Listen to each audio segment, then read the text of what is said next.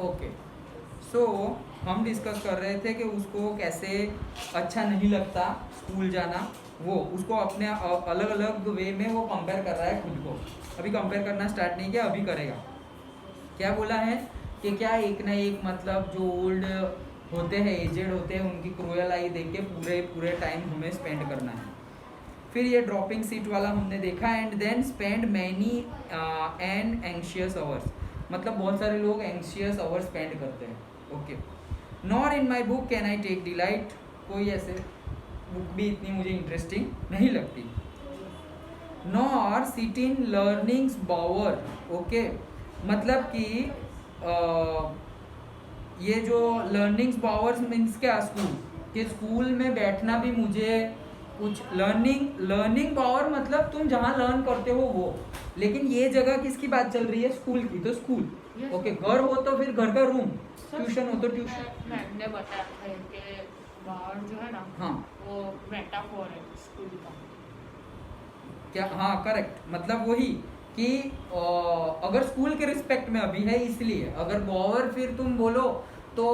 If you are talking about से tuition coaching class, so in that particular thing coaching class. Okay, so not sit in learning hours, मतलब कि जहाँ हम सीखते हैं वहाँ पर भी मुझे बैठने के लिए कोई इंटरेस्ट नहीं है।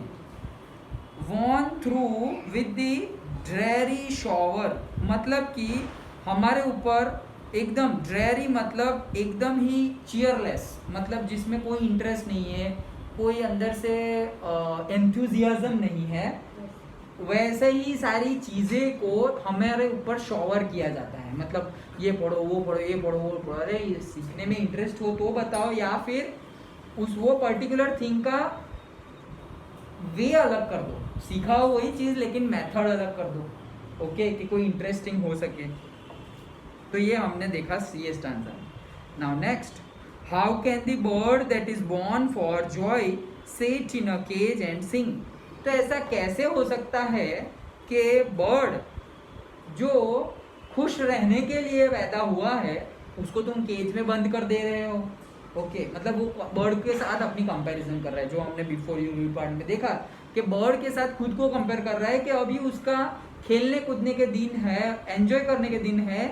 फ्लाई करने के दिन है बर्ड जैसे, और तुमने बर्ड को जैसे केज में बंद कर देते हैं वैसे ही मुझे स्कूल में बंद कर दिया, like that. How can a child when fears annoy, okay, but droop his tender wing,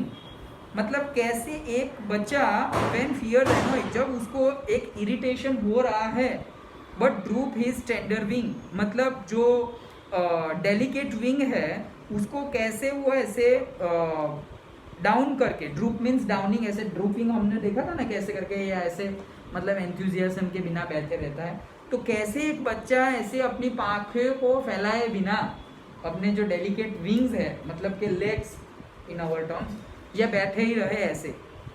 and forget his youthful spring, मतलब स्प्रिंग मतलब वो समर वाला टाइम है कि कैसे बर्ड जो इतना खेलते हैं, इतना गाते हैं, वैसे ही जो चाइल्ड है इतना खेलते हैं, ये करते हैं, वो टाइम पे तुम स्कूल बुला रहे हो, लाइक दैट। तो ये कैसे हम एक्सेप्ट कैसे कर ले, लाइक दैट। फिर बताते हैं, ओ फादर एंड मदर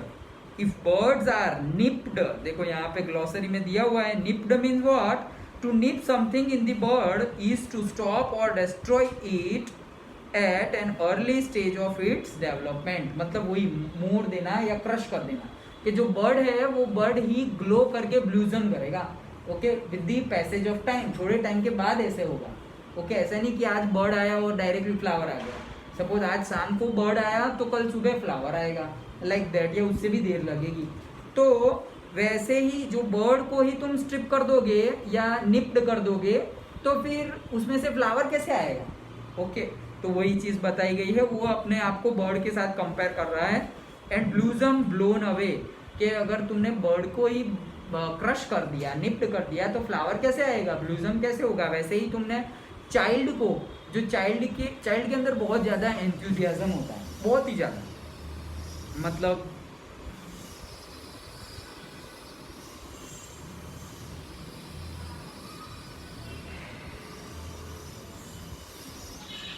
हाँ, तो चाइल्ड के अंदर बहुत ही ज़्यादा एंथुजियाज्म होता है, वेरी मच ओके। वो जो भी चीज़ है वो पूछता रहता है, उसे के दिमाग में सवाल होते हैं कि ऐसा है, ऐसा क्यों है, ओके कैसे करना है। ये एंथुजियाज्म होता है, वो धीरे धीरे धीरे धीरे with the passage of time हमारे अंदर होता तो है, लेकिन हम उसको प्रेस करते रहते हैं कि यार नहीं यार अभी नहीं जानना, छोड़ो ना यार, क्या प्रॉब्लम है, ऐसे करना है, मेथड पता चल गई ना, छोड़ो। एंथुजियाज्म धीरे धीरे हम डाउन कर जाते हैं, और जैसे ही एंथुजियाज्म डाउन किया मतलब कि अंदर का जो बच्चा था वो डाई हो गया, ख़त्म हो गया, कि वो एंथुजियाज्म ही नहीं रहा, तो फिर ज़्यादा चीज़ें लर्न नहीं करोगे तुम। फिर जो तुम्हें कंपल्सरी देने आएगा ये चीज़ तुम्हें पढ़ना है तो तुम वो करोगे, जो कंपल्सन होगा वो करोगे, लेकिन जो कंपल्सन नहीं होगा वो नहीं पढ़ोगे। इसीलिए किसी को बुक रीडिंग का इतना शौक नहीं है। क्यों? क्योंकि अभी हम कंपल्सन ही इतना दे रहे हैं कि ये पढ़ो ये पढ़ो ये पढ़ो, तो उतने ये पढ़ रहे हैं, तो फिर जब ओरिजिनली पढ़ना होता है तब हम पढ़ते नहीं हैं, क्योंकि हमारे ऊपर बिठा दिया गया है कि बैठे रहो, पढ़ो बस पढ़ो बस पढ़ो। अरे लर्न हो गया, नहीं पढ़ो, फिर से पढ़ो, रिवीजन भी हो गया, नहीं पढ़ो, अरे उसके टाइम पे कोई कॉमिक पढ़ लो, लाइक दैट। तो थोड़ा ऐसे होना चाहिए। तो ऑफ क्या बोल रहे हैं, and if the tender plant are stripped, देखो स्ट्रिप्ड मतलब तोड़ देना या निकाल देना, ओके कि अगर टेंडर मतलब डेलिकेट प्लांट को तुमने निकाल दिया या तोड़ दिया,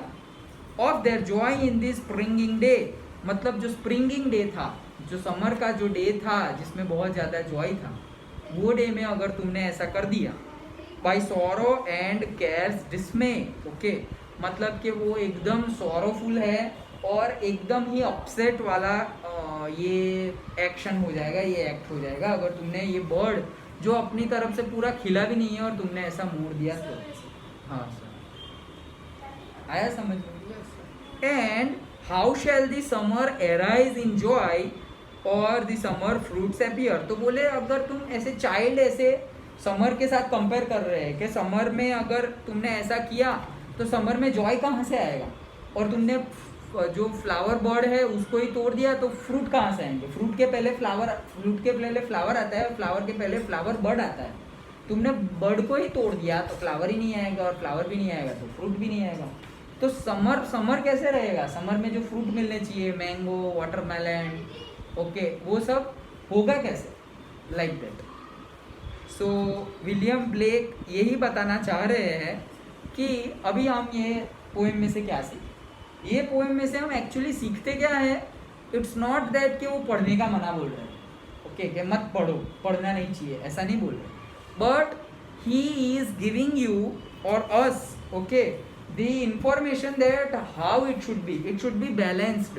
ओके कि पढ़ना है, ओके स्कूल आवर्स में पढ़ने के लिए टीचर्स की भी रिस्पॉन्सिबिलिटी होती है कि उसको इंटरेस्टिंग बनाया जाए, जो बुक में दिया है उससे थोड़ा बहुत एक्स्ट्रा समझाया जाए, ऐसा नहीं कि सिर्फ ट्रांसलेट करके मीनिंग बता रहे, थोड़ा एक्स्ट्रा डीप समझाया जाए, किसी को समझ में नहीं आ रहा है तो कोई और वे में बताया जाए, बीच बीच उसको रियल लाइफ सिचुएशन से कनेक्ट कर दिया जाए,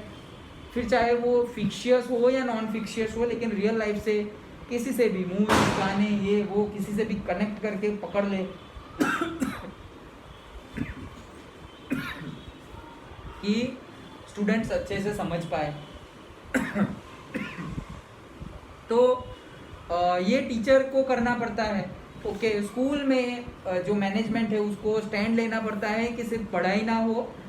उसके साथ साथ इक्वल अमाउंट मतलब बैलेंस वे में खेलना भी हो, एक्स्ट्रा करिकुलर एक्टिविटी भी हो, फेस्टिव भी सेलिब्रेट हो रहे हो, ओके ये सारी चीज़ें मायने रखती है एक ओवरऑल डेवलपमेंट में। सिर्फ पढ़ रहे तो ओवरऑल डेवलपमेंट नहीं होगा। तो इट्स नॉट के विलियम ब्लेक ऐसा बोल रहे हैं कि पढ़ाई बंद कर दो, लेकिन पढ़ने का मेथड और कहीं ऐसा ना हो जाए कि सिर्फ पढ़ रहे हो, सिर्फ एक क्वालिटी इंक्रीज कर रही है लेकिन बाकी सारी क्वालिटी डिक्रीज कर रही है या ग्रो नहीं कर रही है। हाँ सर, तो दूसरी क्वालिटीज ग्लो नहीं कर रही है, ऐसा भी नहीं होना चाहिए। वर्क लाइफ बैलेंस होना चाहिए कि तुम्हारा घर पे कितना टाइम है, कितना पढ़ रहे हो, कितना खेलने जा रहे हो, कितना तुम अपनी हॉबी के लिए टाइम देते हो, कितना तुम अपनी कोई न्यू स्किल के ऊपर वर्क करते हो, और वहाँ पे अगर देखा जाए तो कितना अगर स्कूल में टाइम स्पेंड करते हो तो क्या तुम सिर्फ पढ़ते ही रहते हो, या खेलने का पीरियड हो तब भी तुम अच्छा इन्वॉल्वमेंट दिखाते हो, या कुछ सेलिब्रेशन हो रहा हो या कोई एक्स्ट्रा करिकुलर एक्टिविटी हो, वहाँ पर भी तुम अपना इनपुट दे रहे हो या नहीं दे रहे, या सिर्फ खेलने में ही ध्यान है, पढ़ने में ध्यान ही नहीं है, या सिर्फ पढ़ने में ही ध्यान है, खेलने में ध्यान ही नहीं है। सो इन बोथ वे समझाया जा रहा है कि एक बैलेंस होना चाहिए। ओके, तो यहाँ पे चाइल्ड अपने आप को कंपेयर कर रहा है बर्ड के साथ, वो कंपेयर कर रहा है अपने मतलब जो अनहैप्पीनेस समर है, अनहैप्पी समर है उसके साथ, बर्ड के साथ, नॉट बर्ड, बर्ड और बर्ड, फ्लावर बर्ड, उसके साथ भी खुद को कंपेयर कर रहा है कि वो तो एक फ्लावर बर्ड है, अभी तो वो ठीक से ग्रो भी नहीं हुआ, तुम अभी ऐसे उसको सप्रेस करते रहोगे तो वो ब्लूजम कैसे करेगा, फ्लावर कैसे बनेगा, फ्लावर में से फ्रूट कैसे है, लाइक दैट। तो वो चीज़ें ये हमें विलियम ब्लेक बता रहे थे कि बैलेंस होना चाहिए, जस्टिफाइबल होना चाहिए, और जितना हो सके उतना उनको खुद डिसीजन लेने की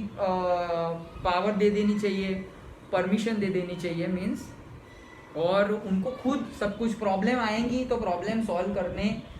का एटीट्यूड डेवलप करना है। प्रॉब्लम तो सॉल्व हो जाएगी, जैसे कोई स्टूडेंट, कोई छोटे बच्चे को सपोज यहाँ पे ऐसे वो ब्लॉक्स आते हैं, उसको घर बनाने के लिए दिया है, घर बन ही नहीं रहा है, बन नहीं रहा, तुम्हें हेल्प मांगेंगे तो तुम फटाक देकर ऐसे